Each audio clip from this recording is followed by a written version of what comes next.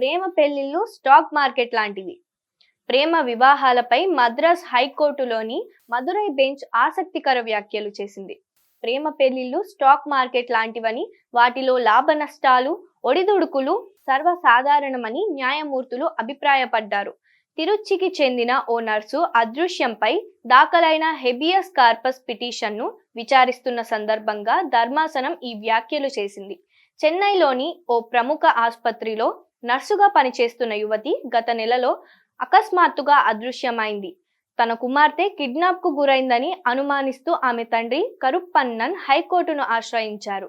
Court ఆదేశాల మేరకు మంగళవారం వీడియో కాన్ఫరెన్స్ ద్వారా హాజరై సదరు యువతి తనను ఎవరూ కిడ్నాప్ చేయలేదని, తనతో పాటు పనిచేస్తున్న పశ్చిమ బెంగాల్కు చెందిన వ్యక్తిని ఇష్టపడి వివాహం చేసుకున్నానని ఈ సందర్భంగా న్యాయమూర్తులు యువతికి పలు సూచనలు చేశారు.